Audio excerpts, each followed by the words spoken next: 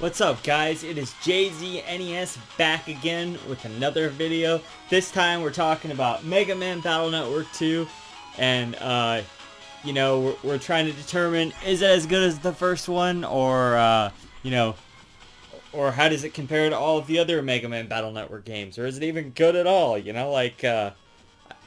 I've notoriously trashed on this game for the past I don't know how.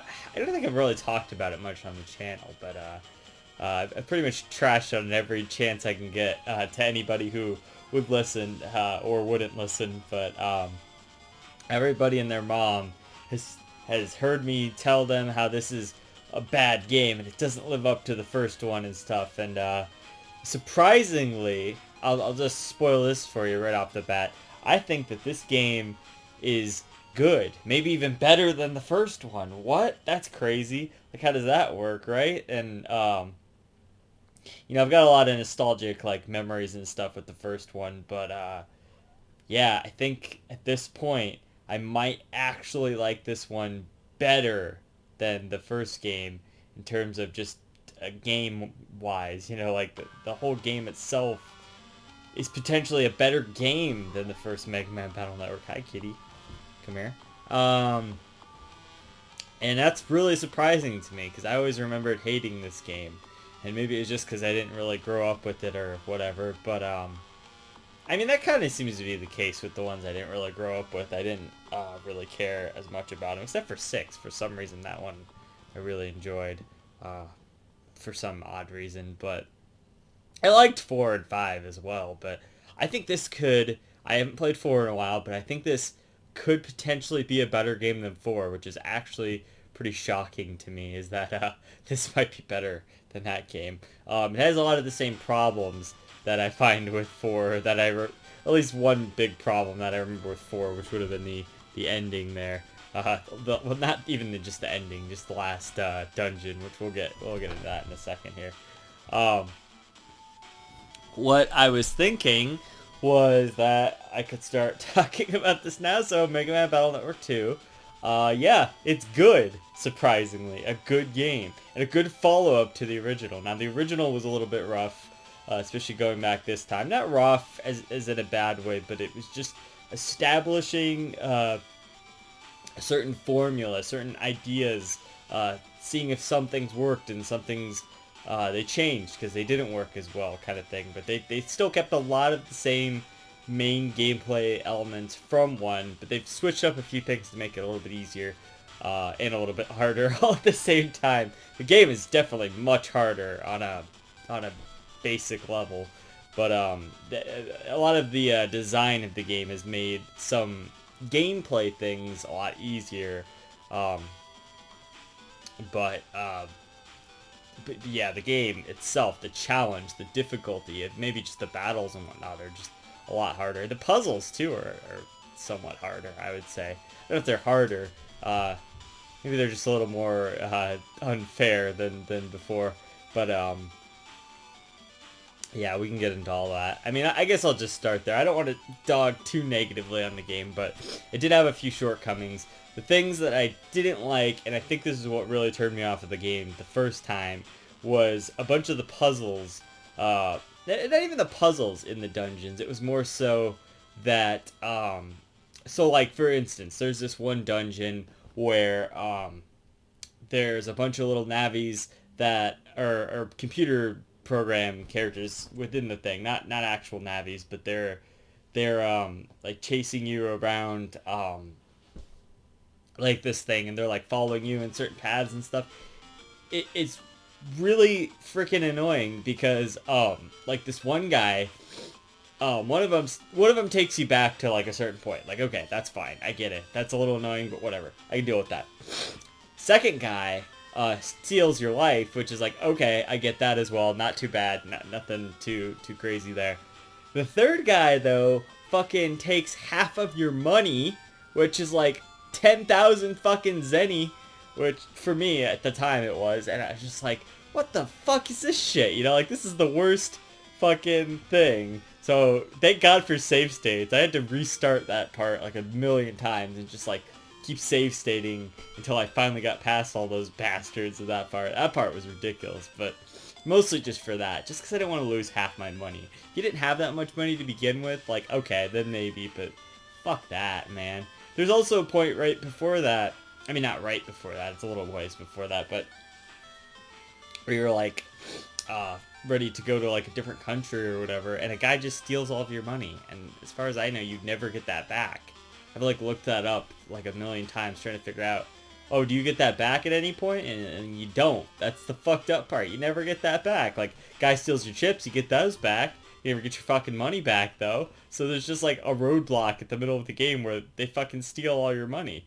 And I had like 20,000 ZENI, which was like, I could have bought some shit with that, you know, some power-ups or some chips or something, man. I could have bought something with that, you know, fuck. Like, no, they just take all your money at some point in the game. These are little things that made me kind of hate this game the first time. I would say that some of the bosses, I would say, are a little bit unfair at times. Like, they have moves that, like, are really hard to dodge, like Magnet Man with his, like, boom thing where he has, like, two of himself and he, like, comes together. That thing's ridiculous. Just all of Magnet Man, because you have the little magnet strip in the middle. My best play with him was to use Guts Man. I usually use version 2 and just knock out the middle strip, and then you put a strip on the end, which doesn't affect as much. Of course, you're still gonna have the back row still magnetized, which sucks. The fucking magnet squares in this like suck, man. And he can just like keep doing this, and so he was a little bit annoying, but I managed to get past him. But stuff like that is like what makes the game so fucking difficult. Surprisingly, my most infamous like Navi in this game was always Thunderman for some reason, which I just breezed right past him this time. I did like super good. Okay, but to be fair, I'll talk about something in a second that made it a little bit easier, but I just breezed right past him. I did fuck it. He didn't even keep me down at all. I just remember that being like a really big stopping point for me when I was playing on the emulator back in the day. It was like, man, this guy's difficult. And he wasn't even difficult this time. I don't even think it took me more than one try to kill him and just move on. And I'm just like, oh, well, shit. I guess he wasn't that hard. But I remember it being really hard. So, I don't know. The final boss is also pretty tricky as well. And I like how, well, that's kind of a spoiler, I guess. I don't know. Well, it's not that much of a spoiler. You pretty much fight base in all of these games. So, hey, oh, okay, he's just gonna run away. But there's a base fight right before the final boss, kind of like in Megaman Battle Network 3. But then at the end, like the post-credit scene is like, base is like, oh, these fucking, like, cause the kid, the villain guy copied base or whatever, and he was gonna make like 1 million of them. That's kind of his thing that he was gonna do or whatever. And at the end, you see base in like one of the like really, really deep undernet areas. I love how they do that at the end of all these games. They like show you those areas like beyond the undernet. You think the undernet gets deep. It's like, nah, there's like the secret areas or whatever, which I've never, ever gone to because it's so much trouble to even get there in the first place. But, yeah, you see base and he like basically is like, he like destroys another one of the copies. And I thought that was kind of a clever thing. It's like, okay, I remember base being a lot harder. I mean, I don't think he's that hard in Mega Man Battle Network 3 as well, but it's kind of funny because it's like they're setting you up like, oh, this is going to be really tricky, but it's like they're just kind of inferior base copies. But that's not what I was talking about. So the actual final boss has a bunch of those moves too, where it's like, you know, it's kind of hard to dodge them kind of thing, but luckily I made it through pretty good this time. I remember that being one of the hardest things I had to do on this game back in the day. Oh, hey, bud. Also, the, which dungeon? Oh, I was going to talk about Airman for a second. The first dungeon. So this kind of leaves a bad taste in your mouth. The first dungeon has a part where there's these air things, and you kind of like have to get past them by like being badass and just like having perfect reflex timing or whatever. They're fast too. It's ridiculous. It's basically just luck if you get past them. And that's one of the other dungeon things where I'm just like, why did they do this? You know, like, so there's some things like that. my point with that, we talked about Mega Man Battle Network 4, is at the end of Mega Man Battle Network 4, they have a part just like that, with these, like, lasers or some shit. I remember it being, like, impossible. I spent, like, I spent, like, an entire bus ride to DC, as a child, as a, like, a preteen, fucking in, like, 8th grade or whatever, trying to fucking get past this puzzle and beat the final boss of that fucking Mega Man Battle Network 4. I tell you, it was ridiculous. But, I eventually did it. I think it was the boss, too. I think he was just hard or something. I don't really remember the Battle Network 4 boss at the moment. But, I will say, though, the final boss in this game is fucking awesome looking. He's one of the cool design. They all have really pretty cool designs at the end of the game. So I don't remember 4 or 5 very much, but I obviously remember 6. I think. I don't know. Or is it Gregor and Falzar who are the final boss? I don't fucking remember. Anyway, hey, what's up? Come here. Anyway, so yeah, so the game, and there's some enemies like I don't think they had these did they have these in the first game? I don't remember. They're like I don't even know how to describe them. They kind of look like a closed book or something, and they like come to your side of the field when you shoot them or whatever. But they also have the ability to do a get-in, which is like a chip that takes out all of the squares, or it makes them all cracked. So once you step on them, they're like taking them out. And there's some really impossible parts in here. I mean, okay, it was like a side quest, which is cool that they have side quests. I'll get to that in a second, but it was a side mission where I had to do a bunch of battles, and one of those was one of those guys that had 3 of the really fast dash guys or whatever, and like it was just really tricky to get that down because they were the broken ones. They were like the last stage ones where they had like 300 health, the dash guys, and the book like kept fucking putting out all the squares. It was like impossible. I did it eventually, but you get a power up for doing that, which is why I did it, because power ups are really essential. But yeah, so there's some tricky shit in this game, but it is pretty cool because the first game really isn't that hard at all. It's nice that they gave you a little bit more of a challenge in this one. I don't think it was ever frustratingly so. I mean, I was pretty frustrated as a teenager doing this stuff, so, you know, like, I don't know, probably like 10 years ago or something, when the fuck I played these on emulator and whatnot. So, yeah, pretty frustrated by that stuff, but I mean, other than that, like, pretty much everything else about the game is, like, really good.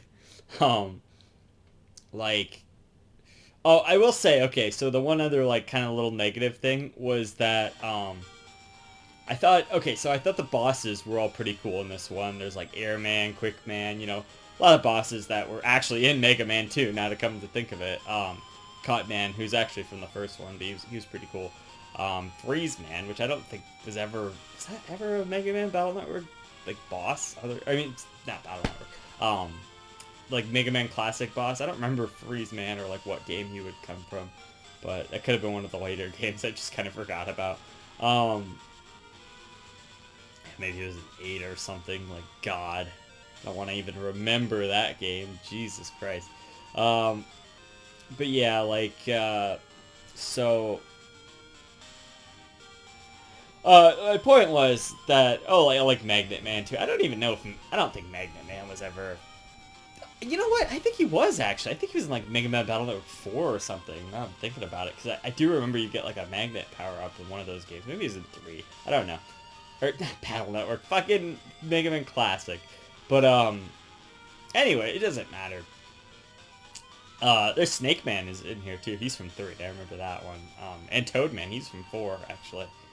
Those are 2 of the new kind of... Because they had, like, Woodman and Sharkman in the last one. I don't think Sharkman was ever, like, a classic boss. But, they had those 2 in the last one. These are kind of the replacements. So there's a reporter lady, Ribita, who, she's a reporter lady, and she has the Toad Man, who was always really tricky, I remember as a kid. I remember my friend fighting him for, like, forever, trying to, like, kick his ass and stuff, and... Yeah, it's tricky. Okay, so like I mentioned in the last video, actually my friend Nick, back in the day, had this one. And I didn't. I had Megaman Battle Network 1, and eventually I got 3. I don't know that he ever got 4. I think it was a different friend who had 4. It was Connor who had 4, but who eventually ended up lending it to me. I don't know anybody who had 5 or 6. Actually, my cousin had 6. That's the first time I played Megaman Battle Network. 6 was my cousin's copy. So I do remember that. So that was cool. But it's pretty irrelevant at the moment. So yeah, Mega Man Battle Network 2. So they fixed a few things. Let's start talking about the positives, right? Oh, well, hold on. Let me talk about the navis first. So the boss navis are all really cool, and the scenarios that they put in here are, I think, somewhat better than maybe even the last game. Like, I don't know. Some of them are like not maybe as good as the last game. I don't know. They balance out. But the fucking sucky part is that the operators to the navis in the last game were all really memorable characters. You have like Mr. Match, who does come back in this game actually. He has a Heat Man, who has one of the coolest fucking designs, redesigns ever. It's so badass. It's so cool. Like, that's one of my favorite designs in the whole fucking game is Heat Man. But he comes back, you know. He says he's not working for World 3 anymore, but we all know that's bullshit if you've played the next game, so. Because he operates Flam Man in the next game. Flam Man? Flame Man? I always thought it was Flam Man, right? There's no E in that one. So Fireman's his first one, so this guy's Heat Man. Flam Man. I don't know if he shows up in any of the other ones. Maybe he does. I don't remember. Anyway, so yeah, you got Mr. Match. He's back. It's just like an optional fight or whatever. But in the first game, okay, so my point was in the first game you had Mr. Match, you had Mr. Higsby, who's a fucking really memorable character. You have Freud, who is Iceman's operator. Kitty, what's up? Meow? I don't even... Stone Man didn't have an operator, did he? I'm pretty sure he didn't, because I don't remember any of them. But my point is, they all had, like, really memorable operators. The clown lady, I don't remember her name, but just, like, a really unique design.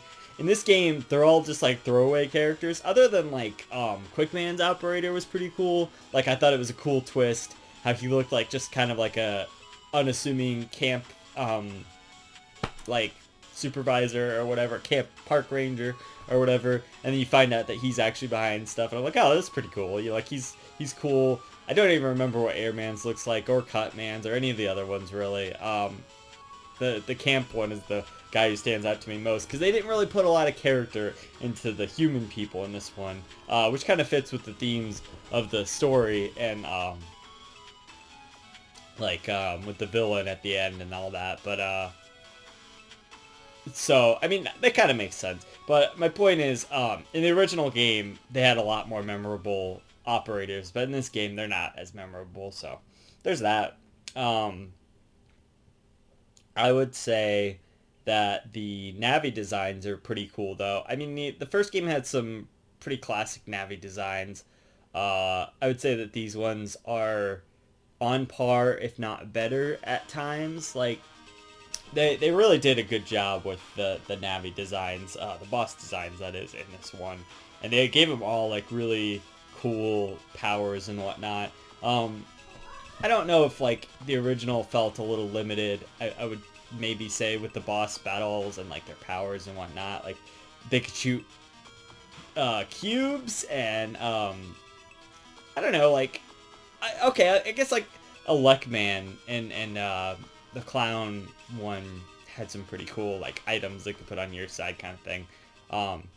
And you know, and those are all good, like, boss fights and whatever. I'm just saying, like, in this game, they're a lot harder. Like, they have so much advantage over you, or they're, like, super quick. Oh, I forgot about Nightman. Actually, Nightman is the only one who has a really memorable operator, being the princess, whatever her name is. I don't remember her name. They can't even remember the faces of all the other operators, but she's pretty cool. I know she shows up in one of the later games. And she's the princess of Creamland. So do with that as you will. But I thought it was so funny the way they phrase that in there. I'm just like, really, guys? Like, come on, like, Jesus Christ.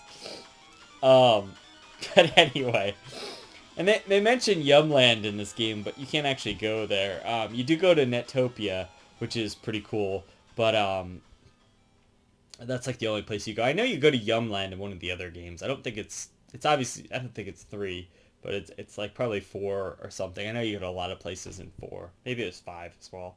Or 6. I don't know. I don't really remember 5 and 6 all that well. So I know I think you probably go there in 4 a little bit. But what else? So yeah, so that's cool. The bosses are really cool in this game, and their dungeons are, I think, probably a little bit better designed.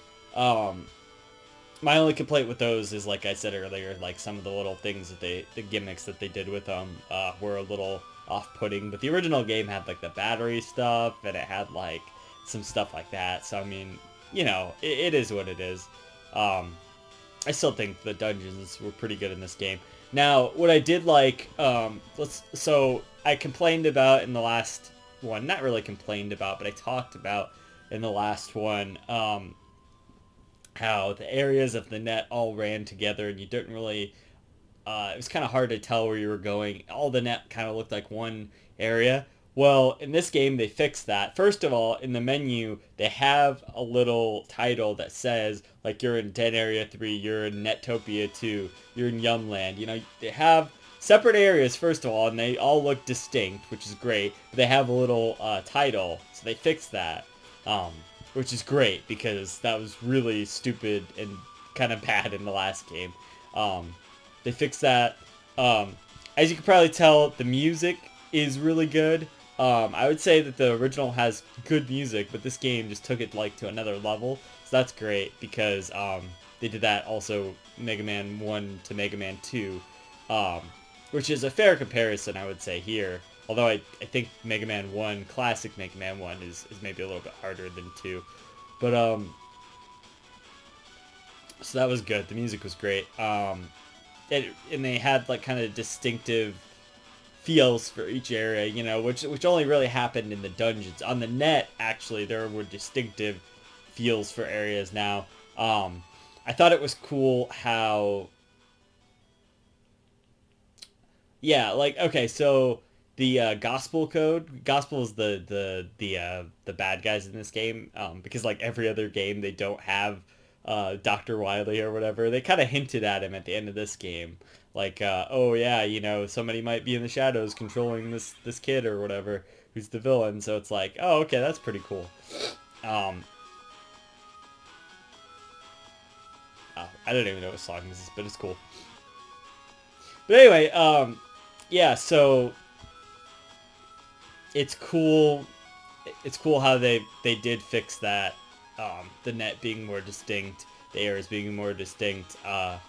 It's very well stylized. It's actually like more. Oh yeah, I remember this one. This is a good track. I don't remember which one this is though. Let's find out.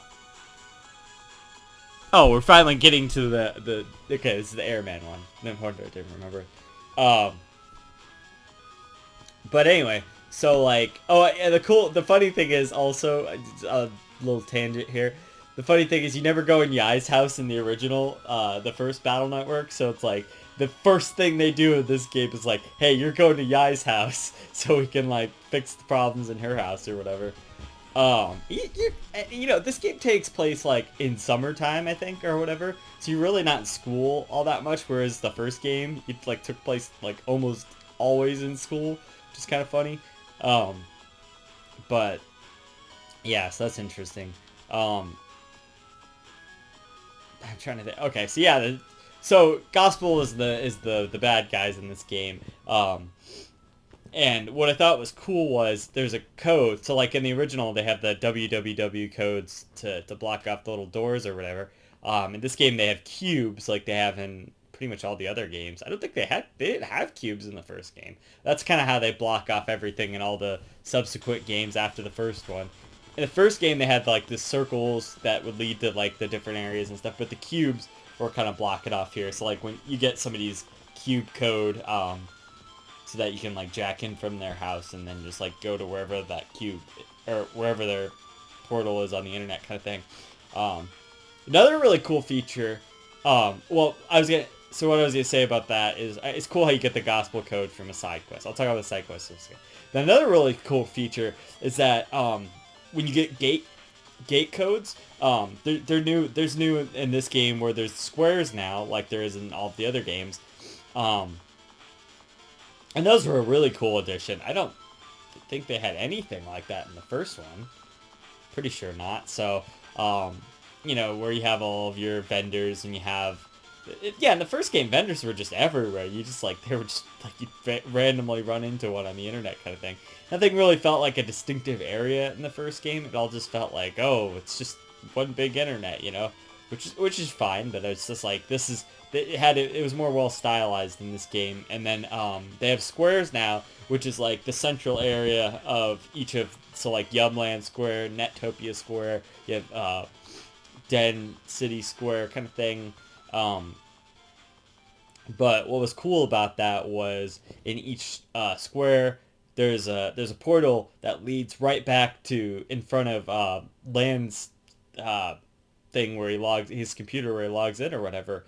And so when you get the gate keys, there's 4 portals there that you can actually just use to quick travel to those squares. And I'm like, oh, that's fucking awesome. It's really helpful too. So you can just always jack in from Land's place and be pretty close to where you're trying to go.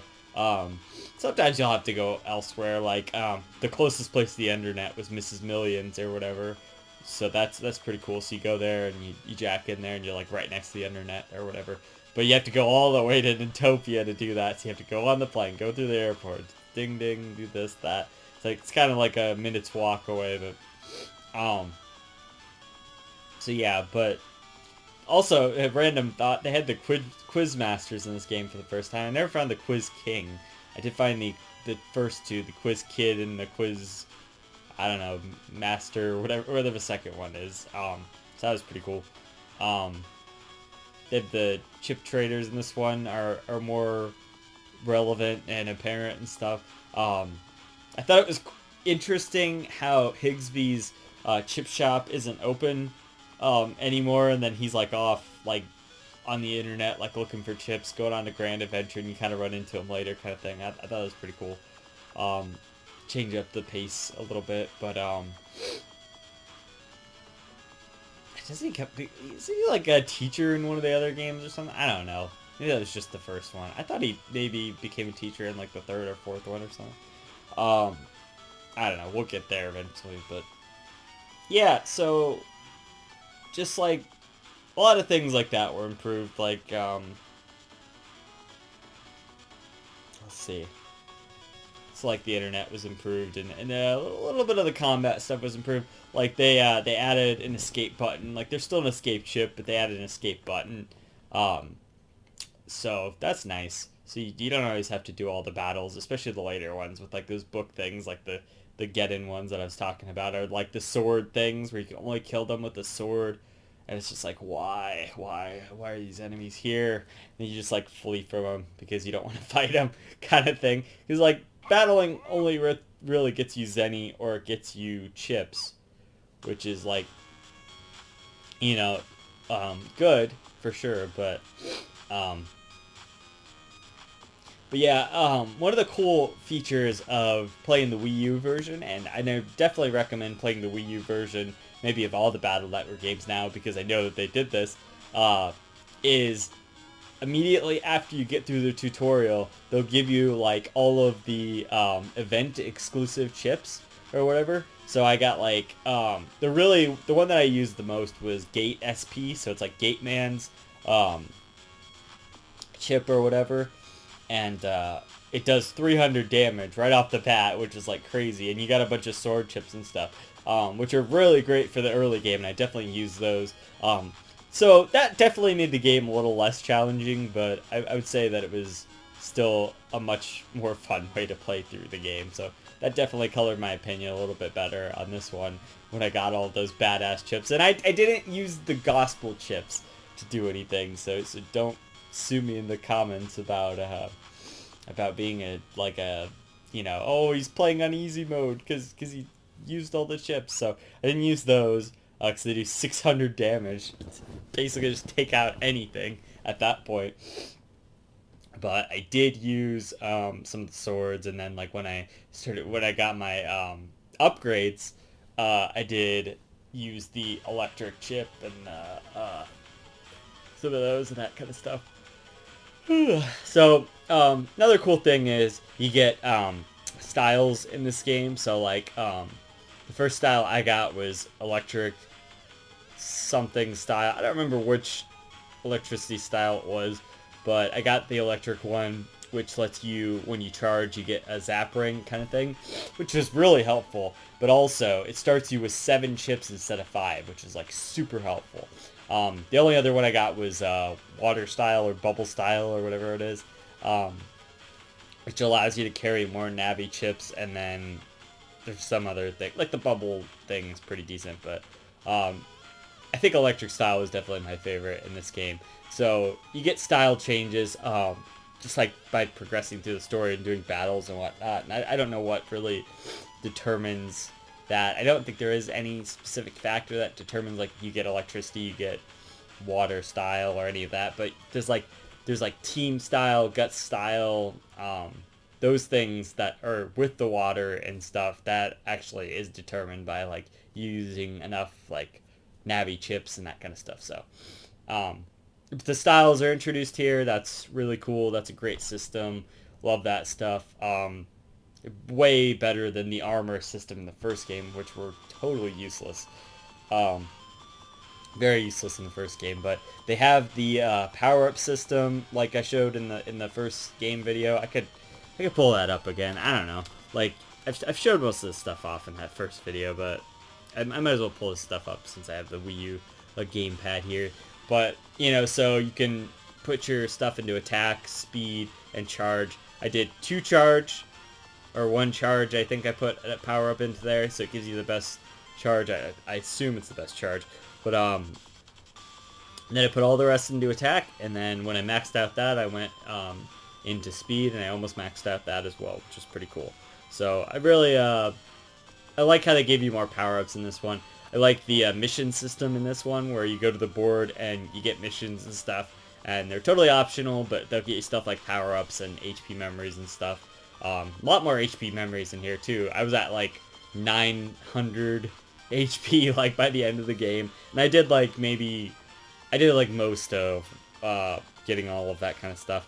I'll see now here on the main menu I've got 2 stars because you get a star just from playing this version basically. Yeah, so you can I want to show that. That's like the final boss stuff. Alright, so let me just maybe go through my chip folder here first. Oh, god damn it, why does it keep doing that? So I had like I had like the fire sword. I used these cannon. Oh jeez, I didn't use this like cannon thing until the very end. This is a really helpful chip, especially on Gospel. I had to like switch out my chips near the end because he wasn't like really taking to like a lot of my swords and stuff because he's 2 spaces in. So Fire Rat, that's a really cool chip that I used to use in the 3rd game a lot. Zeus's hammer, that's pretty cool. This is best used especially when like so basically what it does is it does 200 damage to you and all of your opponents. So what you do is you get hit and then you use Zeus's hammer so it doesn't do any damage to you, but it kills your opponents, which is awesome. The meteor chips are fucking badass. The time bombs. It got all these recovery chips, which are a lot better than the first game. Invis 3, which is fucking awesome. Yeah, attack 20, Navi chips. The rolls, of course. As you can see, this is highlighted now. They finally have the as it says up here, I've got 30 megabytes or whatever. That system is awesome because then you can select this chip. So every game I started with roll 2 there, which is great because that was super helpful. I really like that system. The first game didn't have that system, that's why I'm saying that. So that was really cool. Really good upgrade there to the first game. Guts Man 2, Night Man and stuff.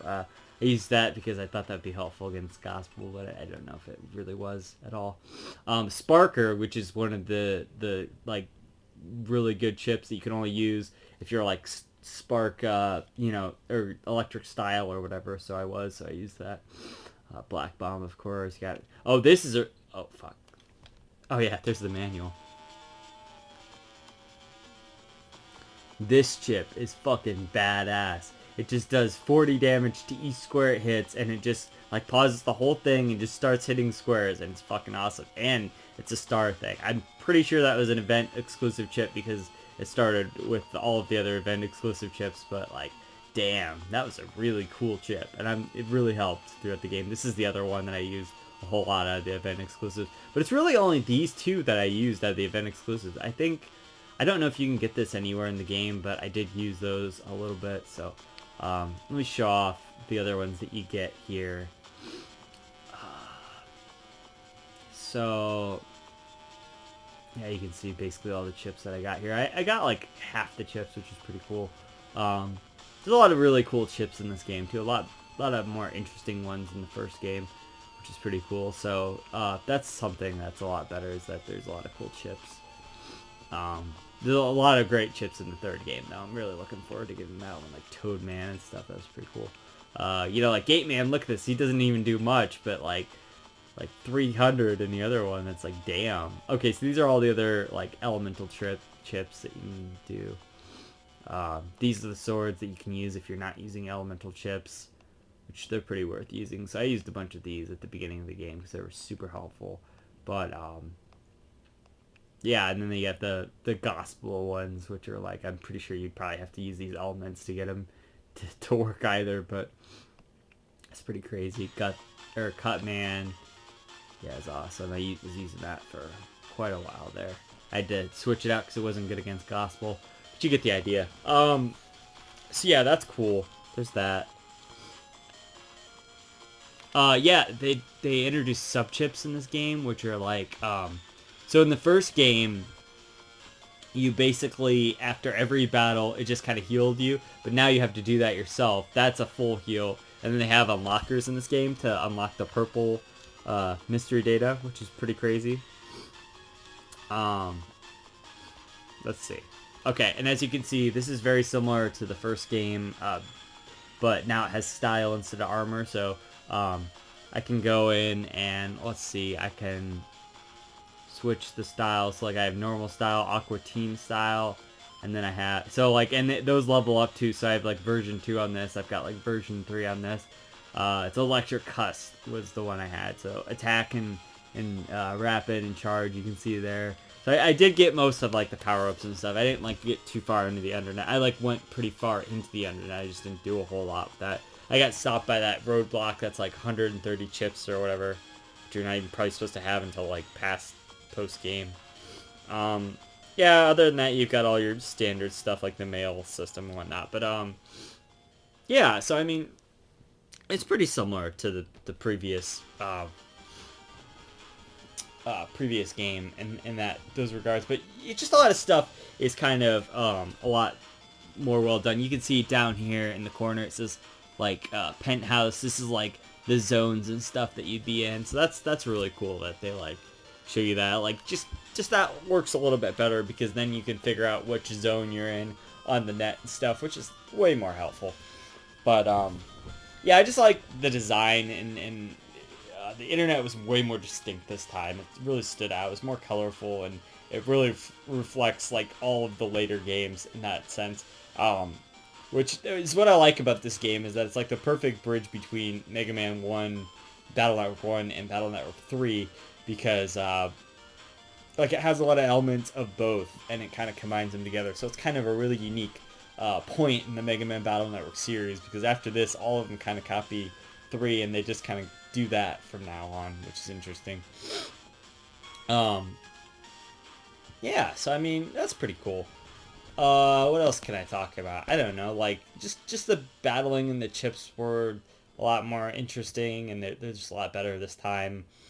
First game had a lot of cool chips and battling and stuff, but the enemies, there's a lot of more cool enemies this time that, like, you didn't see in the first game, so that's cool. I don't know, just, like, everything was a lot more interesting this time around, you know? Like, boom, boom. Yeah, this is the boss theme, I think. Yep. Um, so yeah, and there's more music. It just everything stood out more. Um, oh, I want to talk about the storyline in this game. I don't want to talk specifics or anything. Okay. Well, before I get to that, I want to say that it's cool that they have areas in this game that don't really come back in later games. I just wanted to shout out kind of the campsite area because that doesn't. I don't think that ever comes back in any of the other games, but it's a pretty cool area. Um, and you don't really spend a lot of time there, but it's just kind of cool that that was even a thing. You know, like there's a unique area in this game that like never comes back. Like that's cool. You know, like pretty sure you go. Well, I don't think you ever go. I don't know. I don't know if you go to the city from the first game again, but there's a lot of like areas in the first game. You go back to most of those kind of thing. I just thought it was cool how there's a unique area in this game that was like the campground. I mean, you don't really do a lot there, like I said, but it's cool. It's unique. There's stuff like that. It's pretty cool. I didn't. Maybe you do go into Yai's house in later games, but I don't even remember if you do either. But that's kind of cool that you get to go in there. Just anyway, so storyline. What's cool is in the first game, there's not like a really like that deep of a storyline or anything. You don't really like the characters aren't like anything super special. It kind of feels um it doesn't feel bad or anything. You're just like there's not really like a grand plot that they're kind of doing there. Um, but in this game, like it really felt like they were trying to really do like everything was the next step of everything. So is this the final boss? Oh my god, it is. Are we already done with this whole thing? So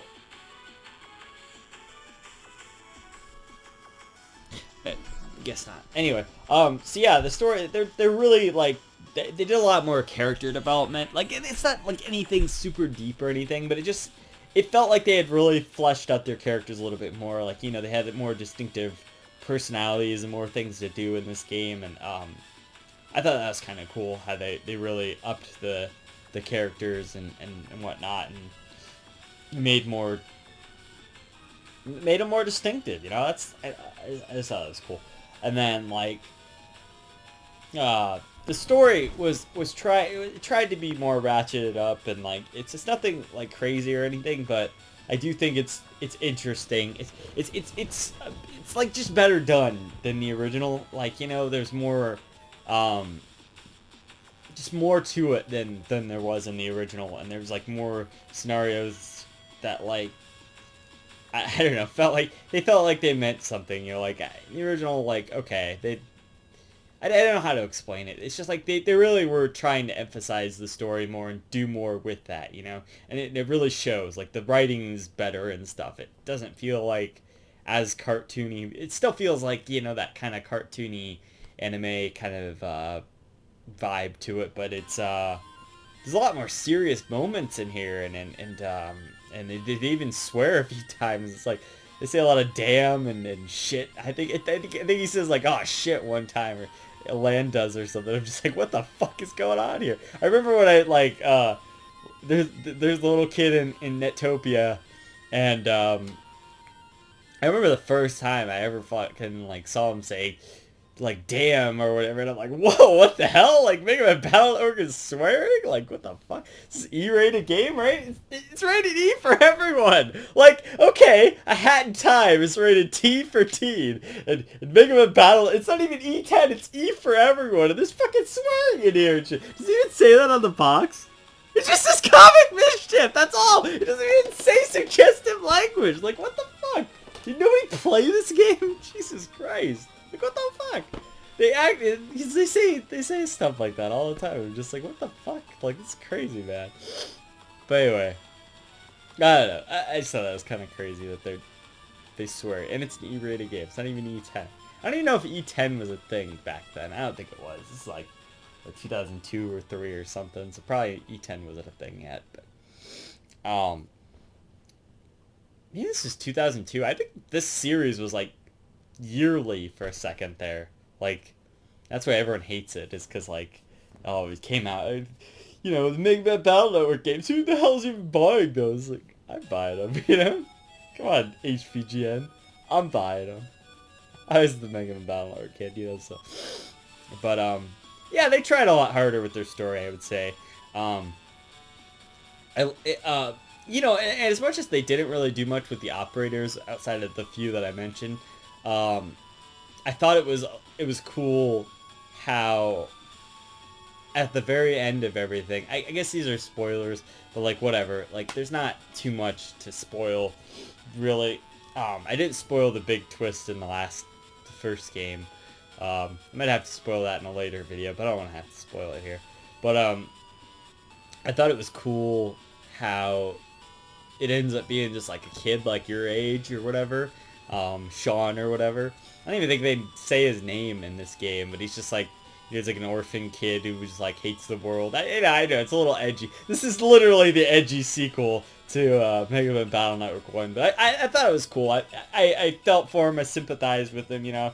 The only thing I have to say about Sean and his character, because he is important and he kind of comes up in Mega Man Battle Network 3 again for a second, and I never knew who he was in Mega Man Battle Network 3 the first time I was playing through, because I hadn't played 2 at the time. But the only thing I have to say about him is you see him like once or twice throughout the game, and he doesn't say anything or anything, and like I just wish he was kind of like more in the. I mean, like you see him in between like events, like talking to his minions and whatnot, but you definitely get the feeling that somebody nefarious is kind of going on there and or doing stuff there, and then but I just kind of wish I would have gotten to see more of him, you know, kind of thing, outside of Megaman Battle Network 3, which he does have a really good scene in where he's kind of trying to reform himself and whatnot, and I just thought he was a cool character. Would have liked to see more of him, you know. We don't really see a ton of Dr. Wily in the first game, but, you know, always fun to see him. I think it is interesting how, so, like, Lan is more involved in this game. I mean, it's probably because after him saving the world or whatever in the first game, but he gets more involved in, like, the net battler, like the official net battler thing, which is, like, pretty cool. It's cool that they trust him more. It's a little odd that, like, your dad and your mom are so, like, they're so like, just go and do it. Go do this dangerous thing, you know, potentially kill yourself with radiation at the end or whatever there. And I'm just like, yeah, like, this is crazy, man. But my parents would probably never let me done this shit. Like, this is crazy. You know, like all the parents, I know, maybe it's just like because it's a refreshing pace or whatever, but it's like all the parents in anything ever never would have let their kids do that. And these games are like, parents are just like, oh yeah, be safe, lad. Go ahead and fucking use Mega Man to do the thing. And yeah, it's over now. Okay, let's get a different battle network going in here. So it's just funny how that happens, you know. So I just thought it was interesting. Cause his dad just lets him do whatever the fuck he wants. Like, he's always like, I mean, even so, more so, he lets him, he helps him do whatever he wants, you know, some kind of thing. But I just thought it was interesting. I don't know. I don't know what to say really else. I think that the graphical styling of the game was a little bit more improved. You can definitely see a little more elements of 3's graphics in there and whatnot. In the first game, they look fine. It's just like they built more distinctive environments here and stuff, especially in like the real world and whatnot. It's just interesting how they did that. So and especially in the net world was a lot more graphically interesting than the last game. So yeah, I mean, overall, just a really, really improved sequel outside of a few minor kind of flaw things. I would say that the game is it's a pretty good game, you know. I'd say it's really good, honestly. Yeah, I mean, it's still on the lower tier, I would say, of Mega Man Battle Network games, but right now, I would say that it's better than the first one, and we will see what I think of like all the other ones and how they stack up to this one and whatnot. But I was really pleasantly surprised with Mega Man Battle Network 2 there, because it was a really good game, and I would definitely recommend getting it on the Wii U so you get all those cool exclusive chips to start with, and you'll have a save state and all that. That's one thing I do recommend. This game would be pretty ridiculous without save states, because it is rather challenging. So save states are your friend. So either play it on the Wii U or play it, play it on like a emulator or something, because that's kind of the best way to do it, honestly. But yeah, I mean, just overall, much improved over the first game. I would say, the music, the graphics, the gameplay, even. I mean, the battles didn't change like much, but the stuff like the internet design being more memorable, and then putting the area labels on your like pause screen and that kind of thing. The escape button from battles really helps out a lot.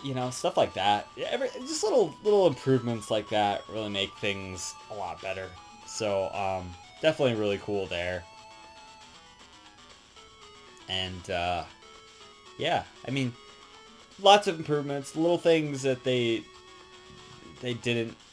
It's not necessarily little things that they didn't improve on, but it's little nitpicks here and there. Keep it from being like super like like the best Mega Man Battle Network game. Like, I don't necessarily care for some of the dungeon, like the gimmicks of those dungeons, like the air thing and you know what? I did think the Magnet Man one was pretty cool, where you have to like shut off the things or whatever. That was pretty neat. But the Airman one and I think it was Nightman one, where they did like where you have to get past those guys and they just like steal all your HP and Zeddy and stuff. That was stupid, just kind of ridiculous. But other than that, man, like, it's a pretty good game, And they added the missions and stuff. Like, they had a whole bunch of stuff to this game. Like, it's like a more well improved and packed sequel. It took me like 22 hours to do this one, so a lot of more content there. A lot of more things to explore, and with the unlockers, a lot more things to like unlock and find and whatnot. So that was cool. The bug frags, I didn't even mention those yet, but bug frags can get you some special stuff like that Zeus hammer that I've shown off earlier. So bug frags are in this game, but you can only like find them in the overworld. It's not like the system where you defeat an enemy at the right moment yet and you get a bug frag kind of thing. But yeah, I mean, everything was just a little bit improved in the game, and I thought that was really cool. So yeah, a great game. I would say play it. Right now I'm gonna give it like probably like an 8, maybe like an 8.1 or 2. I don't know. For and playing this one, I think that I don't know what I gave the original Mega Man Battle Network. I don't remember. I should have looked it up before the review. I was gonna do that, but I kind of forgot. I probably placed that like squarely at like a 7 or a 7.3 or something. So low 7 kind of thing.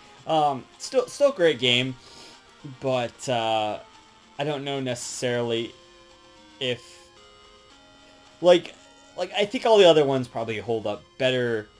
Not that that one doesn't hold up good. It's just the fact that it's the first game in the series, and then they start really improving on things in the second game. So the second game is just better because it made a lot of improvements to the first game kind of thing. I'd say definitely the first game is still worth playing. Don't get me wrong. It is still a great game. But I do see some of the flaws with the first game. I can understand why people would maybe think the first game hadn't aged as well as the second game, that kind of thing. And I have definitely turned my opinion around on the second game. No more, it's the worst one in the series or whatever. I'm starting to think that's gonna be 4 at this point. I don't know why, but or 1 maybe. As much as I hate to say it, it's kind of like a Metal Gear Solid 2 situation where all the other games are just so good that it's like it's kind of, I love Metal Gear Solid 2, but it's like, it's so hard to put it above Metal Gear Solid 4, 3, and 1. 1 is like one of my favorite games, and 4, and 3. I mean, 3 would be like with probably in my top 20 or something of favorite games, or maybe top 30. It's so hard. I don't know, probably in my top 20 games, I would say. But 2 would have to be within the top 50 or something, because it's like, it's just not quite as, you know, you can't, it's so hard, you know, it's kind of that kind of thing where for 1 anyway on this series. So I really love number 1, but it's not as good as this one. That's what I'll say about it. And that's a hard thing for me to say, because 1 was my introduction to the entire series, and I have a lot of good memories playing that game. And so yeah, I mean, that's a big thing for me to say. I mean, I'm just trying to emphasize how much it is for me to say that Mega Man Battle Network 2 is not only a good game, but it's better than Mega Man Battle Network 1. That's like insane for me to say at the moment. Like, I don't, like, that's crazy to me, you know, that I'm like even saying that. But I did find myself very invested in Mega Man Battle Network 2, and I would say that it's definitely worth playing. Very, very good game. I think 3 is probably still going to be better. That's definitely still my favorite one, I think, for now. We'll find out. We'll find out if I like it more. I think it's pretty much still the most well put together, most perfect game, and most balanced game in terms of difficulty and whatnot, which is pretty cool. Has like the best web and whatever. I think so. I think 3 will still hold up pretty well. So. But 2 is very good, so that's gets a recommendation from me, you know, for sure. So till next time, it's been JZNES saying keep it classic, stick around for more reviews, underrated games, and Mega Man Battle Network after I play Final Fantasy VI, and I'll see you in the next one. JZ out.